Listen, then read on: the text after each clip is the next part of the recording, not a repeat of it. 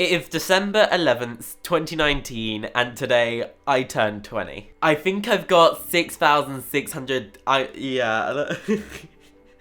have got 6,638 subscribers. And on Instagram, I have got 5,479 followers. I would say I get noticed at every LGBT related event I attend.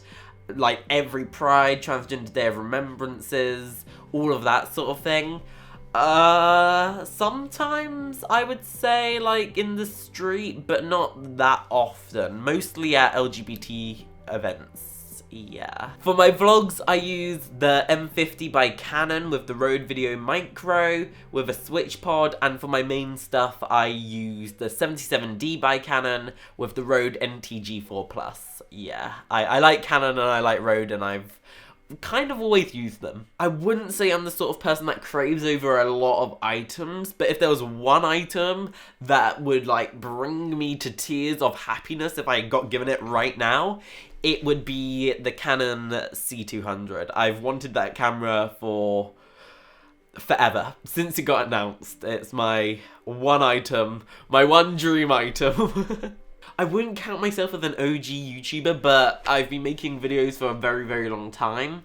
And every year the advice that I would give, every week my advice would change. But I think right now, I would say be consistent. Don't do daily. Never do daily if you're wanting to make it on YouTube. But be consistent. I think, yeah, I would say that. I think I get driven by different things depending on what I'm doing. Like, for example, YouTube, I'm just driven because I enjoy making videos. But, like, for my work and, like, the stuff that I do with, like, Tavistock and all these events that I attend, like Transgender Day of Remembrance, what really keeps me driven is that there's still a fight out there, and there never will be, like, an end point. Yeah, there's a fight still out there, and I would dream for there to be a time in a young person's life who is just coming out where they can not be scared about going out and being murdered. And that is a general worry for many trans people, is literally going out and being murdered. I would say no. This is not the life that I would want to be living. This is the little stepping stones. So I don't think what I want is something that could be achieved overnight. And I know I've been making videos now for nearly 5 years on this channel, and that's a long time. But nothing happens overnight, you know? If you want to make it into, like, Hollywood, you always have to start at, like, going to, like, a dance school or an acting school and doing, like, drama at school and stuff like that. And then eventually you might get into, like, the odd pantomime or advert, and then finally you work your way up. So, I don't know where I want to be, you know? But I'm not where I want to be, and what I'm doing right now isn't what I want to be doing for the rest of my life. I don't think anyone my age is doing anything that they want to be doing for the rest of their lives. But no, I'm not living the life I want to live. I never thought that this year I would be on TV, let alone being on the BBC, talking about trans matters. I understand that whole interview and the whole thing around it was very contrasted. Some people loved it and some people hated it, and who knows the other people. But, like, I never thought I'd be on TV this year talking about trans stuff, let alone it being the BBC. Never ever thought that would happen. The only two cities that come to mind that I visited this year that I'd never been to before Bath. That was brand new. Never ever went to Bath. And Reading. Never ever been to Reading. Both beautiful cities. If I had to pick one, I think I would go with Reading. I think I'd pick Reading over Bath as, like, my favourite. No offence to the people that live in Bath. Yeah, I could see myself living in Reading, but I don't think I could see myself living in Bath. I think my favourite day of this year was going to Bath. I met up with two people, one of the people I'm working on a project with and I'm so excited with, and it was nice to meet them for the first time in person. We had been having calls online and stuff like that about the upcoming stuff, and after a year of, like, literally not knowing each other to then meeting up in person. Crazy. Love that day. I think my biggest achievement this year was starting doing collaborations on YouTube. It started with me editing Corey Mason's YouTube videos, and I'm still doing some stuff with Corey now, and Ava Rose, a wonderful content creator here on YouTube. I think that's the biggest achievement, working with other creators and enjoying that. Yes. So, early last year, I got a hernia.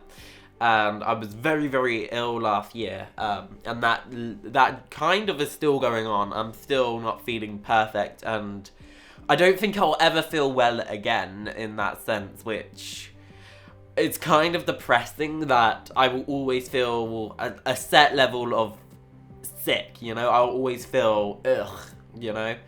Even though that it doesn't really distract me in my daily life, it's like right now I feel like I could vomit, and it's awful.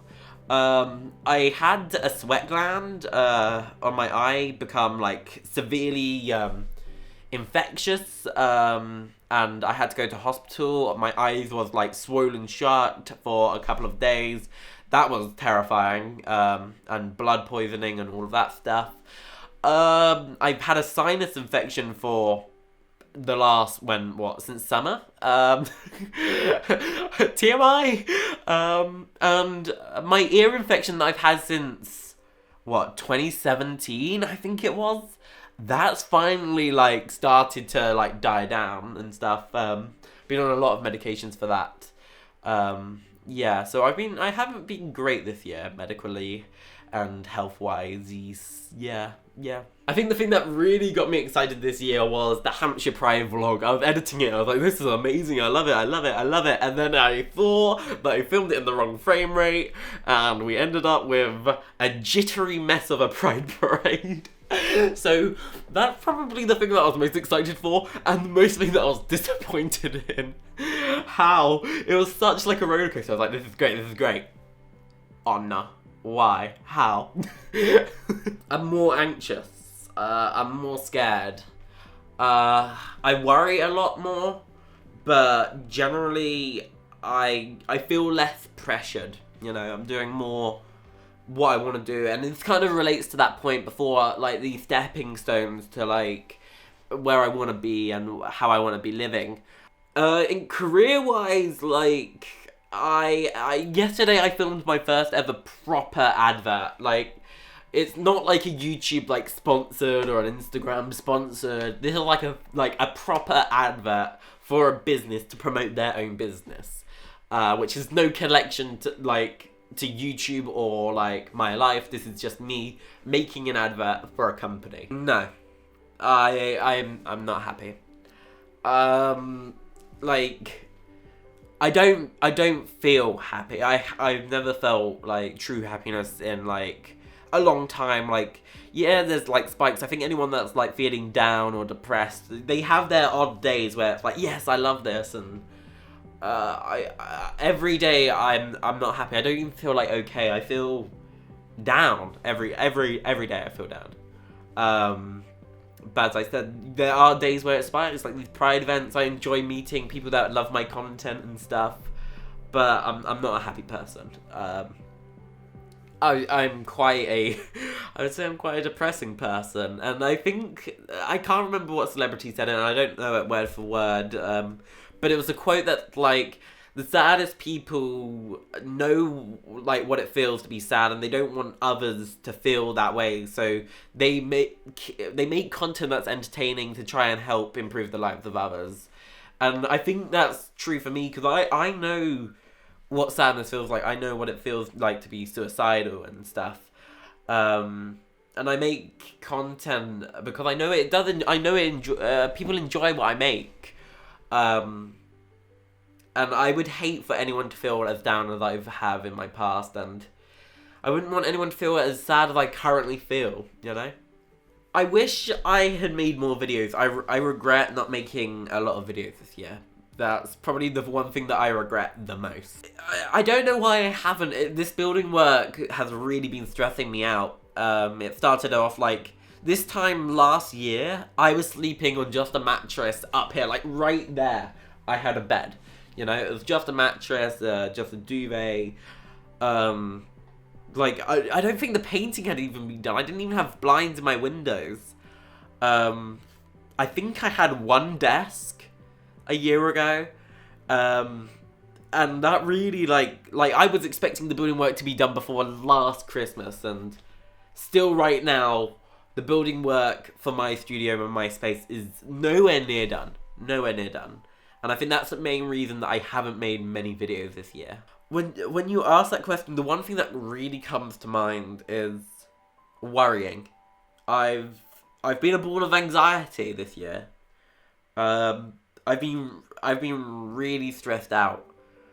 And it's not just like everyday worrying, it's more of the fact that like I feel like I have to be someone, you know? I feel like I can't be my raw self, you know? I social situations has always been an issue for me, but now it's like people expect what I am online, offline, and for the most part I am exactly what I'm like online, offline, but it's like online I can edit what I can say, you know?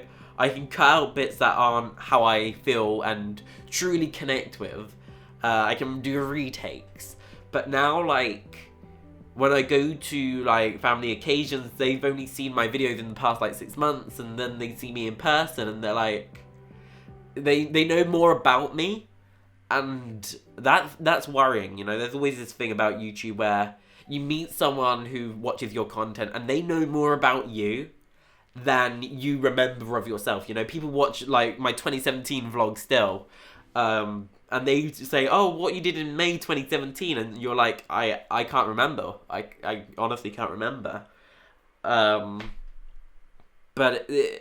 it's not just like a fan level. This is more like family. This is affecting my family life. Yeah. So I wish I had done less worrying this year. Loneliness comes to mind. I'm a very lonely person. You know, I spend a lot of my time up here editing videos, you know, like my vlogs, and the majority of my videos take, like, I would say, like, even like an Instagram story now takes maybe like 3 hours to edit. You know, that's not just my computer being slow or me being slow. It's all like the effects, the color grading, the transitions, you know. I want them to be like on point. I have this level of perfection that I want to achieve every time I upload something. And I'm lonely, you know. I don't have a friends group that lives near me. I don't have anyone that I can invite round. It's kind of depressing, you know, like, this is the whole idea, like, am I happy? No. Yeah, loneliness for me is the biggest issue right now, and it's consistent for the last year. Yeah. I don't want to be such a downer, but yeah, I don't want to kill the party or the vibe, but yeah, loneliness. I think it's cliche to say that hate is a strong word. I don't think I hate anyone, you know? Of course, people have fallen out, you know? I've definitely had a fair falling outs now and then, you know? There's people that I thought I liked, you know? And I invested time, and we don't talk anymore, you know? To put it quite lightly. I don't think I've hated anyone that I've met this year. I don't think I've fallen out and just couldn't stand to see them ever again. And like that, I think it's cliche to say hate's such a strong word, but I think it's just human that people have falling outs with one another. I didn't really, like, get into TV. I'm not really a TV person, so I kind of just, like, watch Netflix when I have the odd time. I mean, I've watched a fair few films this year. Like, I'm someone that watches films all the time. Like, I've watched a lot of films and stuff like that, and a lot of TV shows on Netflix and stuff like that.